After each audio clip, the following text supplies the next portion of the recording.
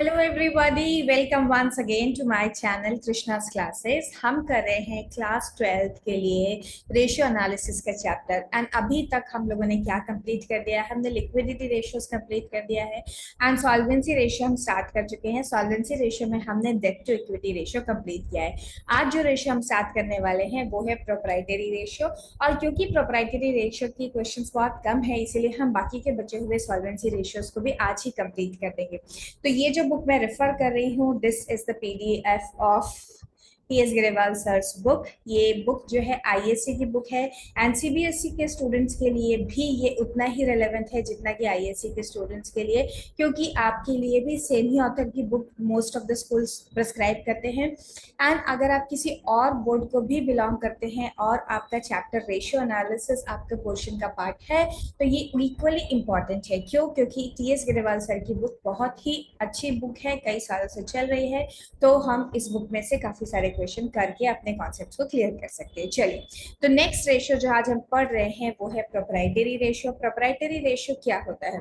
देखिए, date to equity ratio में हमने फॉर्मूला पढ़ा था डेट अपॉन इक्विटी, जहां पर डेट का मतलब था long term date and non current and long term borrowing sorry provisions, non current liabilities मतलब एंड जैसे कि debentures, public deposit etcetera, and long term provisions. और इक्विटी का मतलब था share holders fund. Share holder fund के अंदर दो चीजें आती है, शेयर कैपिटल, दोनों तरह के शेयर कैपिटल, चाहे वो आपकी प्रेफरेंस शेयर कैपिटल हो चाहे वो इक्विटी शेयर कैपिटल हो, दोनों हमारे इक्विटी का पार्ट बनते हैं। एंड देन उसके बाद हमारे पास आता है रिजर्व्स एंड सरप्लस। उन दोनों को ऐड करके हम बोलते हैं इक्विटी, या फिर उसको हम शेयर होल्डर्स फंड भी बोल सकते हैं।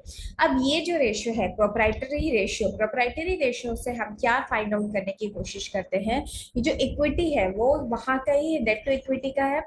इक्विटी, ये देखिए इसका जो फॉर्मूला है वो है इक्विटी या proprietors fund divided by total asset, ये इसका फॉर्मूला है।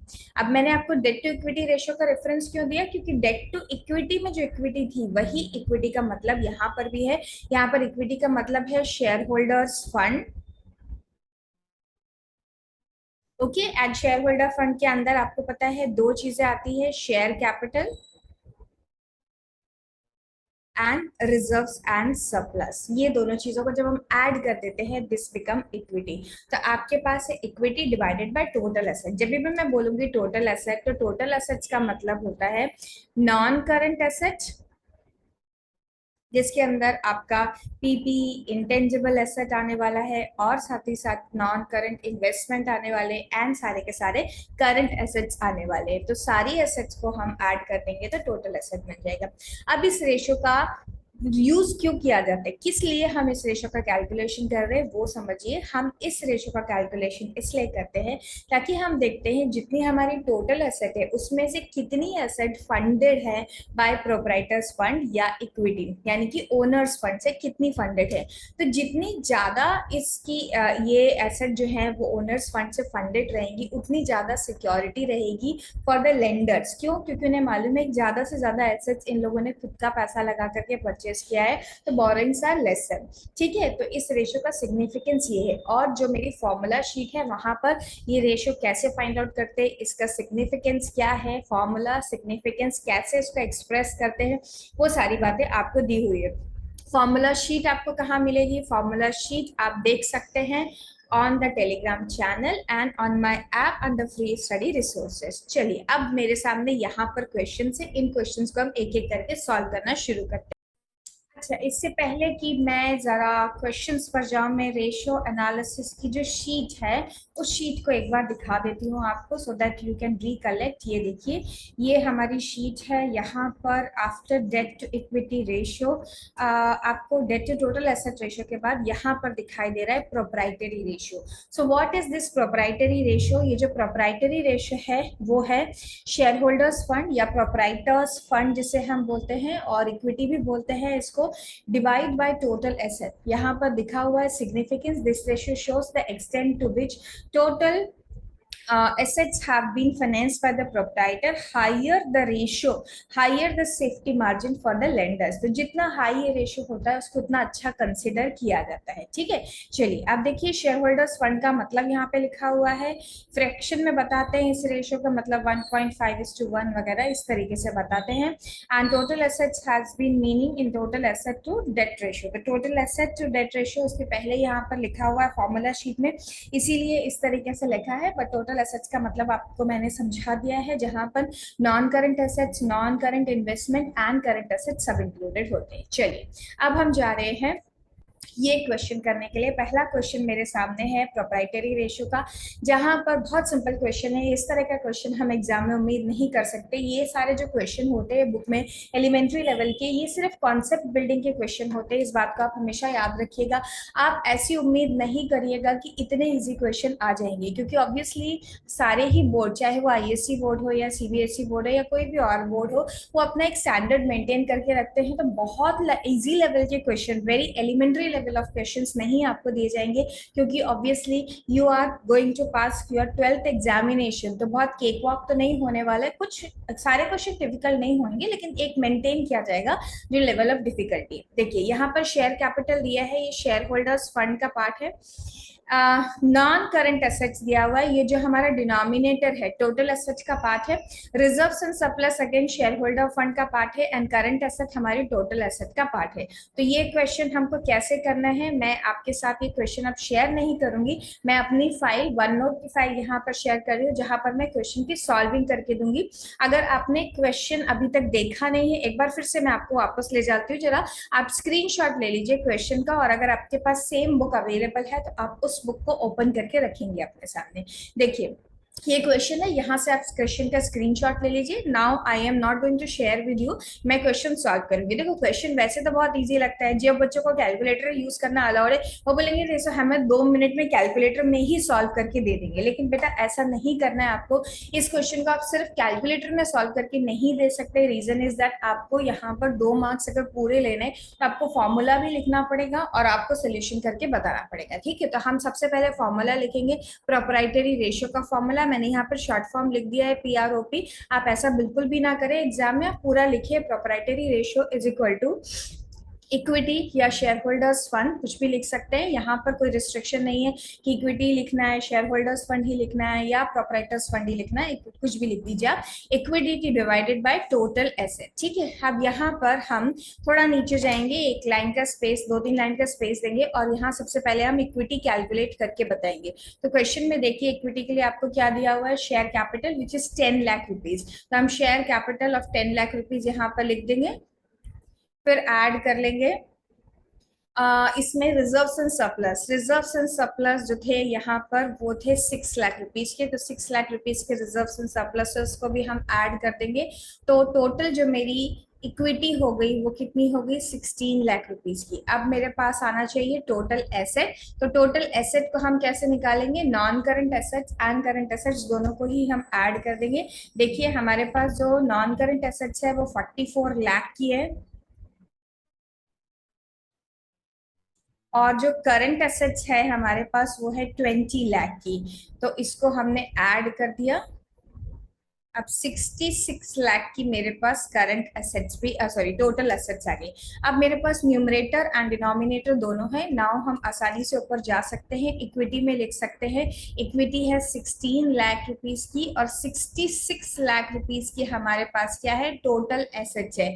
इन दोनों को डिवाइड करके अब आपका आंसर, तो मैं इसे डिवाइड कर लेती हूँ। मैं कैलकुलेटर यूज कर रही हूँ, अगर आपको कैलकुलेटर यूज करना अलाउड नहीं है तो प्लीज कैलकुलेटर यूज मत करिएगा, क्योंकि आदत डालना अच्छी बात नहीं है। 0.242 है, तो 0.24:1 हम इसे लिख देंगे। ठीक है, तो ये आ गया प्रोप्राइटरी रेशियो। पहला क्वेश्चन ऑफ प्रोप्राइटरी रेशियो हमने सॉल्व कर लिया है। चलिए हम कुछ और क्वेश्चन देख लेते हैं। अब जरा हम अच्छे क्वेश्चन की तरफ चले जाएंगे, बिल्कुल इजी वाले क्वेश्चन हम नहीं करेंगे। ओ, यहाँ पर 2 ही क्वेश्चन दिए हुए, कोई बात नहीं, मैं आपको इसके अच्छे लेवल के क्वेश्चंस की प्रैक्टिस भी बाद में करा दूंगी। ठीक है, कब बाद में करा दूंगी, बस थोड़े ही दिनों में। जैसे ही मैं यहाँ पे मेन रेशियो कवर करा लेती हूँ, मैं आपको पास्ट ईयर क्वेश्चन पेपर में ऐसे भी सॉल्व करा दूंगी। चलिए, तो क्वेश्चन नंबर 33 देखिए, from the following information current assets, non current, अच्छा, calculate proprietary ratio and debt to equity ratio. Very good. जब भी बोर्ड में भी क्वेश्चन आते हैं तो आपसे एक क्वेश्चन में कई रेशियो पूछना ये कॉमन बात है। कई बार ऐसा हो सकता है कि आपको एक बड़ा क्वेश्चन आ जाए, सेम सेट ऑफ इन्फॉर्मेशन से आपको 3 या 4 रेशियो निकालने के लिए बोला जाए, तो इस तरह के क्वेश्चंस को आपको जरूर एक्सरसाइज कर लेना चाहिए।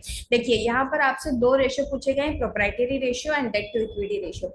डेट टू इक्विटी रेशियो का फॉर्मूला होता है डेट अपॉन इक्विटी। मैं आई होप मैं स्क्रीन शेयर कर रही हूँ, नहीं कर रही हूँ तो मैंने दोबारा कर दिया। चलिए देखिए, अब डेट टू इक्विटी रेशियो क्या होता है। Debt to equity ratio, debt यहाँ पर डेट की मीनिंग होती है long term borrowings and long term provision, और इक्विटी का मतलब दोनों ही जगह पर सेम है, शेयर होल्डर्स फंड जिसके अंदर share capital and reserves and surplus आते हैं, एंड टोटल एसेट्स की भी जरूरत पड़ेगी प्रोप्राइटरी रेशियो के लिए। तो हमारे पास करंट एसेट दिया हुआ है जो कि टोटल एसेट का पार्ट है, नॉन करंट एसेट दिया हुआ है वो भी टोटल एसेट का पार्ट है, तो इन दोनों को ऐड करके टोटल एसेट आ जाएगी। लॉन्ग टर्म बोरोइंग क्या है, हमारे डेट का पार्ट है, लॉन्ग टर्म प्रोविजन हमारे डेट का पार्ट है, and long term current liabilities, current liability हमारे डेट का पार्ट नहीं होता है, तो इसका हमें कुछ नहीं करना है। ठीक है, चलिए, तो इसके लिए मैं दोबारा आपको अपनी शीट पर ले जाती हूँ। अगर आपने स्क्रीनशॉट नहीं लिया है तो अभी आप स्क्रीनशॉट ले लीजिए और फिर हम जाकर के इस क्वेश्चन को सॉल्व करते हैं।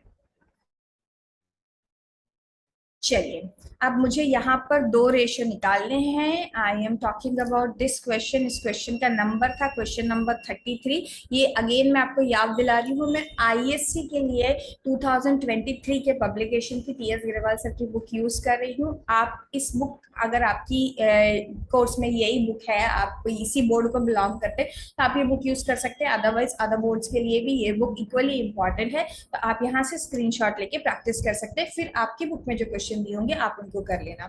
चलिए, तो मैं क्वेश्चन नंबर 33 कर रही हूँ। पहले हमसे पूछा गया है प्रोप्राइटरी रेशियो। तो प्रोप्राइटरी रेशियो का फॉर्मूला, जब भी आप क्वेश्चन सॉल्व करेंगे हमेशा सबसे पहला काम आपका होना चाहिए फॉर्मूला को लिख देना। ठीक है, तो प्रोप्राइटरी रेशियो का फॉर्मूला होता है इक्विटी या प्रोप्राइटर्स फंड या शेयर होल्डर्स फंड, कुछ भी लिखिए आप, इक्विटी अपॉन टोटल एसेट। ठीक है, तो मैंने यहाँ लिख दिया इक्विटी अपॉन टोटल एसेट। फिर मैं यहाँ 1-2 लाइन लीव करके यहाँ जाकर पहले इक्विटी का कैलकुलेशन बता देती हूँ कि इक्विटी कितनी है। तो इक्विटी का कैलकुलेशन जब हम देखेंगे तो हमारे पास जो इक्विटी है वो है हमारे पास जो इक्विटी है, ओ, इन दिस क्वेश्चन इक्विटी दिया नहीं हुआ है बेटा, इसको थोड़ी टेढ़ी खीर है, इसे हमें थोड़ा अलग तरीके से निकालना पड़ेगा। चलिए, तो मैं आपको एक बहुत अच्छी बात बताती हूँ। देखो, आपको अगर मैं वापस क्वेश्चन पे लेके जाती हूँ, अब मुझे यहाँ से समझाना होगा। ठीक है, अभी तक ये जो मैंने ड्राइंग करी हुई है इसको जरा मैं हटा देती हूँ और फिर आपको समझाती हूँ। देखो, आपको ये बात तो पता है कि अगर आप बैलेंस शीट बनाएंगे तो बैलेंस शीट में एक होता है इक्विटी एंड लाइबिलिटी साइड, यहाँ पर एक टोटल आता है, और फिर एक होता है आपका एसेट साइड, और एसेट साइड में भी नीचे यहाँ पर एक टोटल आता है। अगर मैं इस टोटल और इस टोटल की बात करूं तो ये दोनों ही टोटल क्या होंगे, ये दोनों ही टोटल एक दूसरे के बराबर होंगे ऑब्वियसली, तभी तो इसे हम बैलेंस शीट बोलते हैं। अब देखो कि यहाँ पर क्या आता है, यहाँ पर आती है टोटल एसेट, मतलब कि non current assets and current assets. मुझे ये टोटल अगर मालूम है तो मैं बोल सकती हूँ ऊपर का टोटल भी इतना ही। क्या मुझे ये टोटल मालूम है? Answer is yes. अगर आप यहाँ देखेंगे, देखिए आपके पास करंट एसेट्स है एंड नॉन करंट एसेट्स दोनों है, और दोनों ही कितने के हैं, 8 लाख एंड 8 लाख, मतलब कि मेरी जो टोटल एसेट्स है वो कितनी है, 16 लाख रुपीज की टोटल एसेट्स है। तो क्या मैं ये बोल सकती हूँ कि मेरा यहाँ का टोटल भी 16 लाख होने वाला है? यस, बिल्कुल, क्योंकि जितना नीचे का बैलेंस का टोटल होगा, एसेट्स का टोटल होगा, उतना ही बैलेंस ऊपर भी आएगा, उतना ही टोटल आपका इक्विटी एंड लाइबिलिटी का भी होगा। अच्छा, अब ऊपर क्या क्या चीजें आती है? इक्विटी एंड लाइबिलिटी के अंदर आता है शेयर होल्डर्स फंड, जहां पर reserves and surplus and share capital आती है। फिर आपके पास आती है non current liabilities and current liability. इन सब के टोटल को मिला के हम बोलते हैं total of equity and liability. मुझे ये तो पता चल गया 16 लाख यहाँ का टोटल होगा। अब क्या इसके अंदर की कुछ और चीजों को मैं जानती हूँ? चलो देखते हैं। हमारे पास लॉन्ग टर्म प्रोविजन दिए हैं, वो नॉन करंट लाइबिलिटी के अंदर ही आते हैं, जहां पर हमारे पास long term borrowing and long term provisions आते हैं। तो ये यहाँ हो गया 3 लाख रुपीज। हमारे पास नॉन लॉन्ग टर्म बोरोइंग भी दिया हुआ है, चलिए यहाँ पर हो गया 5 लाख, सो 3 + 5 हो गया 8 लाख रुपीज। करंट लाइबिलिटीज हमें दी हुई है 4 लाख, तो ये दोनों मिला करके हो गए 12 लाख। अब मुझे सिर्फ शेयर होल्डर्स फंड पता करना है कि शेयर होल्डर्स फंड कितना है। क्या मैं किसी तरीके से शेयर होल्डर्स फंड को पता कर सकती हूँ? बिल्कुल पता कर सकती हूँ। कैसे? क्योंकि इस टोटल में से अब क्या ही बचा है, सिर्फ शेयर होल्डर्स फंड ही तो बचा है। तो इस टोटल में से अगर मैं current assets sorry current liabilities and non current liabilities को हटा दूं तो remaining figure is share holders fund only. So वो मैं इस तरीके से निकाल सकती हूँ। अब ऑब्वियसली ये डायग्राम तो हम एग्जाम में नहीं बना सकते, हम इसको फॉर्मूला फॉर्म में कैसे लिखेंगे, देखिए। तो फॉर्मूला फॉर्म में हमको कैसे लिखना है, हम लिखेंगे equity is equal to total assets, total liability, total of asset, equity and liability क्यों नहीं लिख रहे हैं मैम आप, टोटल एसेट लिख रहे हैं बेटा? क्योंकि टोटल एसेट हम निकाल सकते हैं क्वेश्चन में गिवन इन्फॉर्मेशन से। ये तो हमें पता है ना कि total asset and total of equity and liability बराबर होता है। तो आप उसे यहाँ लिखिए मत, क्योंकि आपको जो इन्फॉर्मेशन गिवन है आपको वैसे दिखाना है। तो total assets minus current liabilities, आपको करंट लाइबिलिटीज दिया गया है वहां पे, और क्या दिया हुआ है, नॉन करंट लाइबिलिटी नहीं लिखती हूँ, जो इन्फॉर्मेशन क्वेश्चन ने दी हुई है ना वही वर्ड्स में यूज कर देती हूँ। क्वेश्चन ने आपको यहाँ पर बताया हुआ है कि आपकी जो ये है लॉन्ग टर्म बोरोइंग लिखा है, वहां पे वर्ड यूज किया लॉन्ग टर्म बोरोइंग और minus long term provision. Okay अब मैं काम करी थोड़ा सा नीचे जाके मैं टोटल एसेट्स कितना आया वो भी लिख देती हूँ। Total assets is equal to, देखो टोटल एसेट्स हमारे पास क्वेश्चन में था non current assets and current asset, और जो दोनों ही 8 लाख और 8 लाख के थे, तो 8 लाख प्लस 8 लाख 16 लाख रुपीज की हमारे पास आ गई है टोटल एसेट्स। तो 16 लाख रुपीज तो मैंने यहाँ लिख दिया। अब ये टोटल एसेट्स में लिख देती हूँ 16 लाख रुपीज। यहाँ पर करंट लाइबिलिटीज कितनी दी हुई है क्वेश्चन में, आप ध्यान में से देखिए, क्वेश्चन में 4 लाख रुपीज की करंट लाइबिलिटीज दी हुई है। फिर अगर हम लॉन्ग टर्म बोरोइंग्स की बात करें तो क्वेश्चन ने लॉन्ग टर्म बोरोइंग्स हमको दिया हुआ है 5 लाख रुपीज का, तो वो 5 लाख रुपीज हम यहाँ लिख देंगे। और लॉन्ग टर्म प्रोविजंस की बात करें तो लॉन्ग टर्म प्रोविजंस जो है वो है 3 लाख रुपीज के, तो ये 3 लाख रुपीज के लॉन्ग टर्म प्रोविजंस भी हमने लिख दिए। ओके अब 16 lakh minus 4 lakh minus 5 lakh and 3 lakh, तो 5 + 4 इज 9, 9 + 3 इज 12। तो 16 में से अगर हम 12 माइनस कर देंगे, 16 में से हम 12 माइनस कर देंगे तो कितना बचा, 4 लाख। 4 लाख रुपीज की आपकी क्या है, इक्विटी है। ठीक है, एम आई राइट? आप इसको देख लीजिए अच्छे से, आपको यही फॉर्मूला यूज करना है, मतलब कि आप total of equity and liability नहीं लिख देंगे। अगर आप चाहते ही हैं, बहुत ज्यादा इंसिस्ट करना चाहते हैं कि नहीं total of equity and liability लिखेंगे हम, तो फिर आप ऐसा लिखिएगा total of equity and liability is equal to total asset. ठीक है, ऐसी एक लाइन आपको लिखनी पड़ेगी, क्योंकि आप जब भी रिलेट करते हैं कुछ चीज अपनी अजम्पशन लेते हैं तो आपको उसे लिख के बताना पड़ता है, अदरवाइज आपके मार्क्स जो है वो डिडक्ट हो सकते हैं। ओके चलिए, तो अब हमारे पास आ गया 4 लाख एंड 16 लाख। अब मेरा प्रोप्राइटरी रेशो का फॉर्मूला मैंने कहाँ लिखा हुआ है, अगर आप मेरे से पीछे चल रहे हैं तो इसे पॉज कर लीजिए, यहाँ पे नोट डाउन कर लीजिए और फिर ऊपर जाइए। चलिए, तो हम प्रोप्राइटरी रेशो कर रहे थे जहां पर हमारी इक्विटी जो है वो आई है 4 लाख रुपीज की, ये रही मेरी equity of 4 lakh rupees, and total asset जो है वो 16 लाख रुपीज की है। तो मेरा फॉर्मूला, मेरा जो रेशियो है वो 4/16 मतलब 0.25:1 आ गया। ठीक है, ये तो हो गया प्रोप्राइटरी रेशियो। इस क्वेश्चन ने आपसे दो रेशियो पूछे थे, प्रोप्राइटरी रेशियो के बाद यहाँ पर डेट टू इक्विटी रेशियो भी पूछा गया था। एक बार फिर से मैं इसे यहाँ वापस ले आई, तो इनकेस अगर आपने नहीं लिख पाया था इसे, तो इसे प्लीज लिख लीजिए। चलिए, अब हम जा रहे हैं दूसरे रेशियो की तरफ। दूसरा रेशियो हमसे जो क्वेश्चन ने पूछा था वो था debt to equity ratio, debt to equity ratio. And what was debt to equity ratio? Debt to equity ratio is, formula लिखना है सबसे पहले आपको, which is debt upon equity. अब यहाँ पर मुझे दोनों ही इंफॉर्मेशन बहुत इजीली अवेलेबल है। ओके, इक्विटी कैसा हो गया ये, चलो इक्विटी को ठीक से लिख लेती हूँ, डेट अपॉन इक्विटी। तो इक्विटी तो मुझे पता ही है, अभी हमने निकाला था। प्रोप्राइटरी रेशियो के लिए same amount you are going to write over here, 4 lakh rupees की इक्विटी है। What about debt? डेट में याद रखना कि आपको सिर्फ लॉन्ग टर्म बोरोइंग्स एंड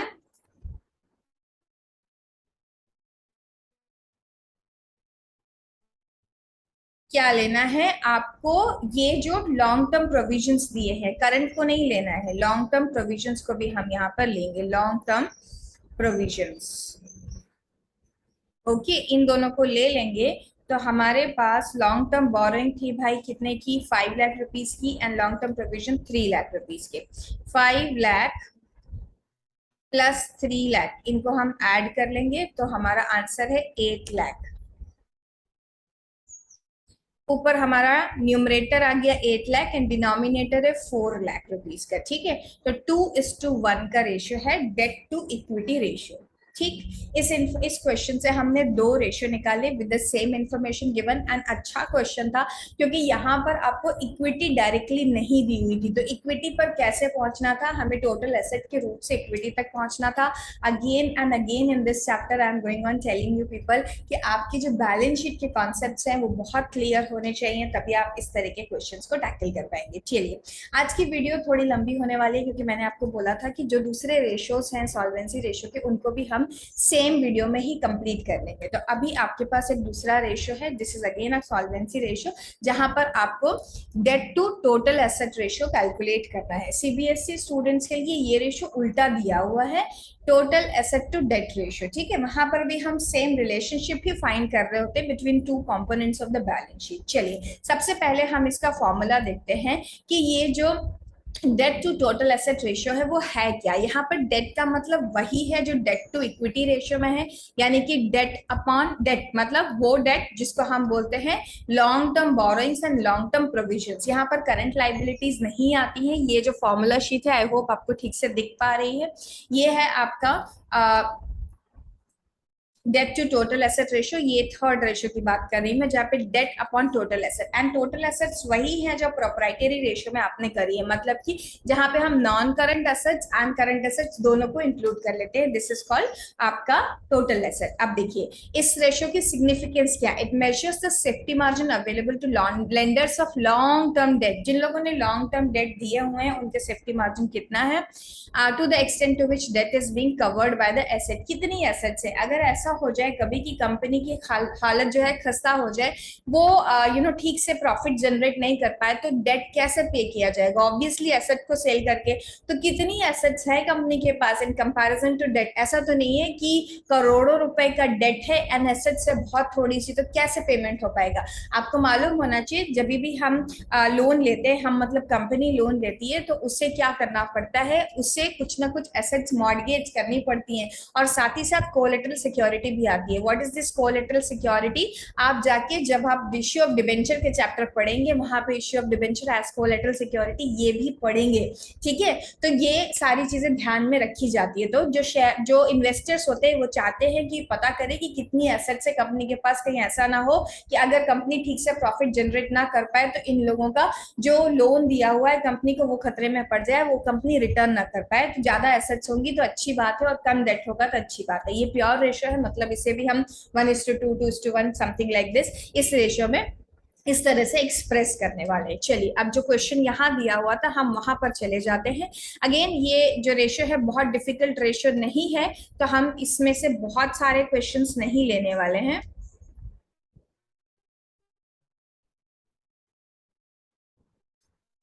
ये देखिए, अब आ गए हम debt to total asset ratio पे। ये एक क्वेश्चन मैं लेती हूँ जहां पर फर्स्ट क्वेश्चन तो बहुत ही सिंपल सा दिखाई दे रहा है, हम उसको नहीं लेंगे। हम आते हैं इस क्वेश्चन पे, क्वेश्चन नंबर 35 जो दिखाई दे रहा है।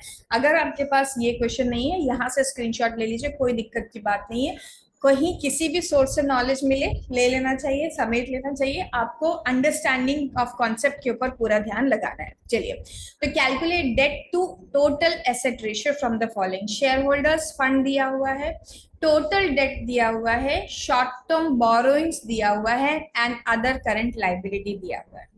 अब देखो कोई भी इंफॉर्मेशन डायरेक्टली इस क्वेश्चन ने नहीं दी है। हमारा फॉर्मूला क्या है? हमारा फॉर्मूला है डेट अपॉन टोटल एसेट, जहां पर डेट का मतलब है only long term borrowings and long term provision. क्या आपको यहाँ पर long term borrowing and long term provision दिख रहा है? नहीं। लेकिन क्या टोटल डेट दिया हुआ है? तो जरा ध्यान से सोचो कि टोटल डेट का मतलब क्या होता होगा।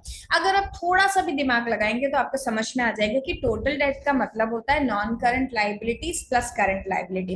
एंड नॉन करंट लाइबिलिटी का मतलब ही डेट होता है हमारे रेशियो की जो न्यूमरेटर है उसमें। वो नॉन करंट लाइबिलिटीज क्या होती है? नॉन करंट लाइबिलिटीज होती है जहां पर long term provisions and long term borrowings होती हैं। उन दोनों को ऐड कर देंगे तो डेट बन जाता है, वही हमारा न्यूमरेटर है। ठीक है, न्यूमरेटर की प्रॉब्लम तो सॉल्व हो गई। चलिए हम इसे जरा लिख करके सॉल्व कर लेते हैं। मैं कर रही हूँ। ये जो नेक्स्ट क्वेश्चन है, क्या नंबर था उसे याद रख लीजिएगा। नंबर मैं भूल गई, मैं यहाँ पर निकाल रही हूँ डेट। डेट का मतलब क्या है? Total debt is equal to non current liability. Short form use मत करिएगा, मैं यहाँ पे शॉर्ट फॉर्म यूज करी ताकि हम लोग ज्यादा से ज्यादा क्वेश्चन कर पाए। चलिए, तो यहाँ पर टोटल डेट क्वेश्चन में दिया हुआ है 20 लाख रुपीज। 20 लाख रुपीज का आपके पास है टोटल डेट, 20 लाख रुपीज।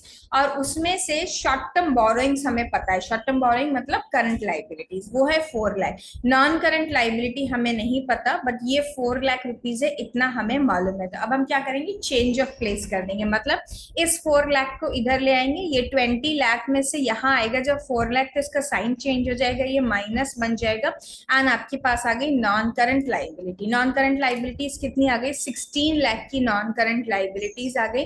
और ये non current liability oblique debt लिख रही हूँ मैं, क्योंकि हमारे रेशियो में डेट का मतलब है नॉन करंट लाइबिलिटी ओनली। तो मेरे पास क्या आ गया? डेट आ गया ₹4 लाख का। 4 लाख का डेट आ गया। अब हमें क्या चाहिए? अब हमें चाहिए टोटल एसेट। चलिए क्वेश्चन में वापस चलते हैं और देखते हैं क्या टोटल एसेट डायरेक्टली दिया है। नहीं, टोटल एसेट तो कहीं नहीं दिखाई दे रहा। अदर करंट लाइबिलिटी, ओ रुकिए रुकिए, एक मिस्टेक हो गई। Short term borrowings and other current liability दिया है, तो जो डेट है वो उतना नहीं है, वापस जाना पड़ेगा, करेक्शन करना पड़ेगा। चलो, हमारे पास यहाँ पर लिखा हुआ था current liability 4 lakh plus other current liability भी तो लाना पड़ेगा यहाँ पे, जो मेरे से छूट गया। ये 4 लाख करंट लाइबिलिटी है, 4 लाख प्लस 4 लाख रुपीज की, मतलब कि टोटल 8 लाख रुपीज की। अब यहाँ से जो माइनस हो रहा है वो 8 लाख रुपीज है, और ये जो आंसर है वो हो जाएगा 12 लाख रुपीज। ओके, ये हो गया 12 लाख रुपीज इंस्टेड ऑफ। वैसे भी मैंने 4 गलत ही लिखा था। This was not 4। ओके, अगर 12 में 20 लाख में से हम पहले क्या माइनस कर रहे थे? I think we were deducting 4 lakh rupees, तो 16 lakh rupees should be the answer. पता नहीं क्या सोच के मैंने गलत अमाउंट लिख दिया। एनीवेज, अब मैंने अपनी गलती सुधार ली है, सॉरी। चलिए, तो 20 लाख माइनस 8 लाख, आपका जो डेट है वो कितना है? 12 लाख रुपीज का डेट है। चलिए, अब हम वापस जाते हैं क्वेश्चन की तरफ और देखते हैं क्या टोटल एसेट की इंफॉर्मेशन दी है। देखो, शेयर होल्डर्स फंड दिया है, टोटल डेट दिया है, शॉर्ट टर्म बोरिंग्स दिए एंड अदर करंट लाइबिलिटीज दिए। क्वेश्चन ने कहीं भी आपको एसेट के बारे में कुछ भी मेंशन नहीं किया, ना तो नॉन करंट एसेट्स दी है, ना करंट एसेट्स दिए, कुछ भी नहीं दिया है। तो हम करंट एसेट्स की तरफ, हम टोटल एसेट्स की तरफ पहुंचेंगे कैसे? अगेन, बैलेंस शीट की जो नॉलेज है वो काम आने वाली है। देखो, अगर मैं आपको बोलूं कि ये बैलेंस शीट है, यहाँ पर आपकी इक्विटी एंड लाइबिलिटी होती है, यहाँ का जो टोटल होता है वही आपका एसेट साइड के टोटल का बराबर होता है। तो क्या ऊपर का पूरा टोटल हमें पता है? बिल्कुल पता है। यहाँ पर हमारे पास होता है शेयर होल्डर्स फंड, उसके बाद आपके पास आती है नॉन करंट लाइबिलिटीज, फिर आती है करंट लाइबिलिटीज, और इन दोनों को हम टोटल डेट भी बोल सकते हैं। ठीक है, इसे हम क्या बोल सकते हैं? इसे हम टोटल डेट भी बोल सकते हैं। टोटल डेट मतलब कि जहां पर आपका non long term borrowing, long term provision and current liability सब आ जाता है। तो ये टोटल डेट है। क्या हमारे पास दोनों की इंफॉर्मेशन अवेलेबल है? यस, अवेलेबल है। देखो, शेयर होल्डर्स फंड दिया हुआ है 24 लाख रुपीज का, टोटल डेट दिया हुआ है 20 लाख रुपीज का, तो यहाँ का टोटल कितना है? 44। एंड मुझे यहाँ पे अलग अलग बाइफिकेशन लिखने की जरूरत नहीं है कि मैं यहाँ पर 8 लाख रुपीज अलग से बताऊं कि ये मेरी करंट लाइबिलिटीज है, और 12 लाख रुपीज सेपरेटली बताओ कि ये मेरी करंट नॉन करंट लाइबिलिटीज है। नहीं, हमें यहाँ टोटल से मतलब है। तो टोटल है हमारा 44 लाख रुपीज। अब 45 लाख रुपीज यहाँ का टोटल है, इसका मतलब टोटल एसेट्स भी 44 लाख रुपीज ही है। ठीक है, चलिए, तो अब इसे कैसे करेंगे? इसे हमें लिख के बताना होगा। कैसे लिख के बताना होगा हम बताएंगे। Total assets is equal to share holders fund plus total debt. ओहो, इरेजर काम क्यों नहीं कर रही? कर रही, चलिए। शेयर होल्डर्स फंड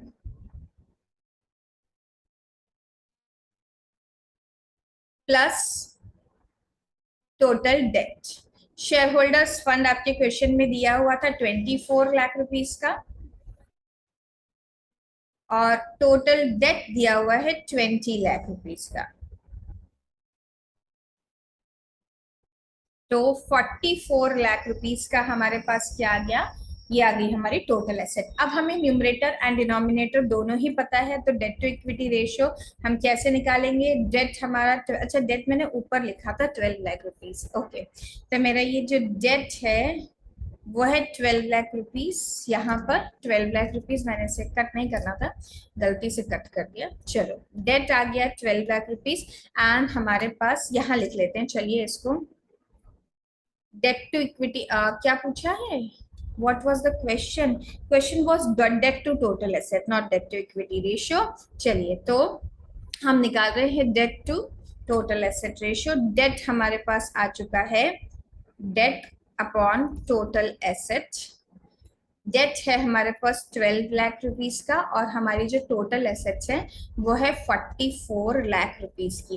तो 12 डिवाइडेड बाय 44, काफी सारी एसेट्स हैं। डेटर्स जो है वो सिक्योर्ड है, ये है 12 लाख डिवाइडेड बाय 44 लाख, 0.272। तो 0.27 हम इसे राउंड ऑफ कर लेते हैं 2 डेसिमल्स तक, तो 0.27:1 का आपका रेशियो है। ठीक है, ये आपका debt to total asset ratio आपने सीख लिया।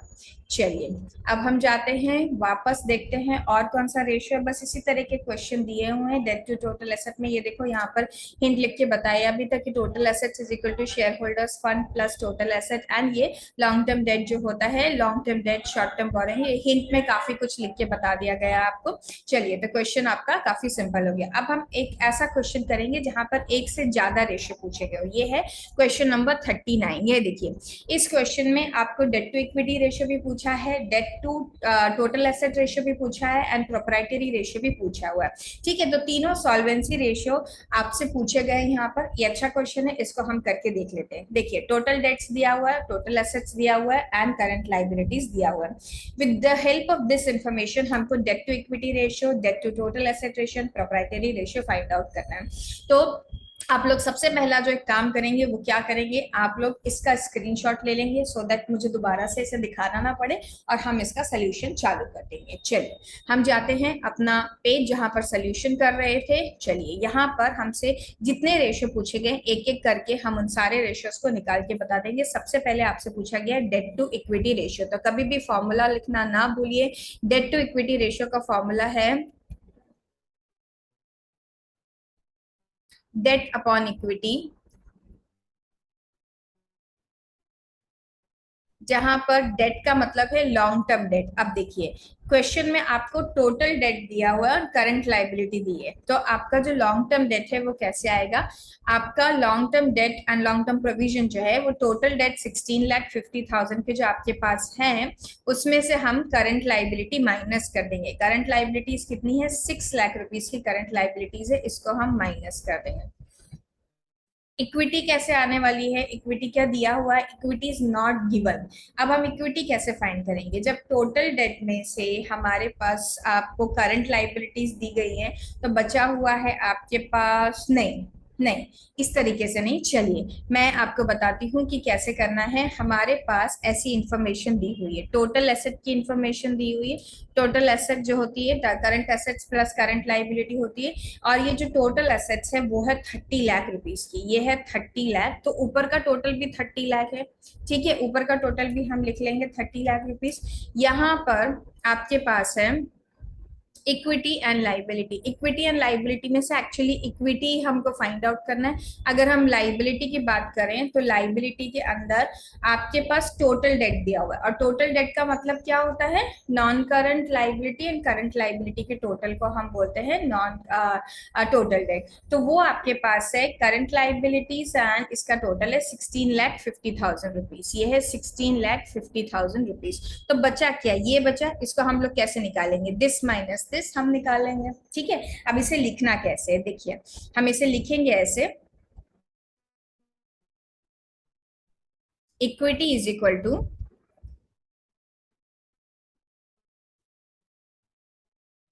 टोटल एसेट्स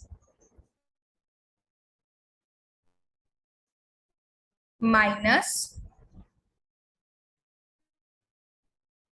टोटल एसेट्स में से हमें क्या माइनस करना है, total assets minus total debt. तो बच्चा क्या हमारे पास, शेयर होल्डर्स फंड।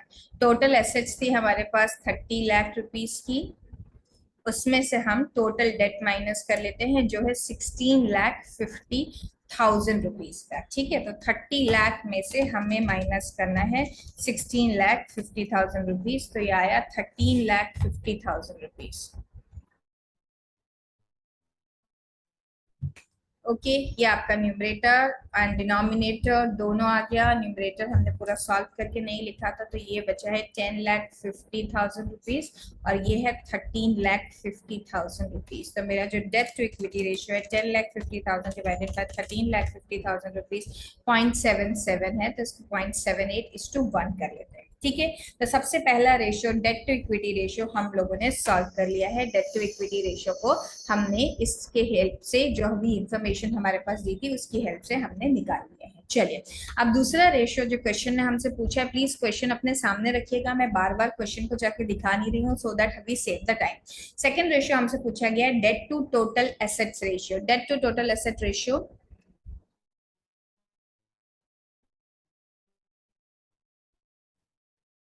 क्या होता है, डेट अपॉन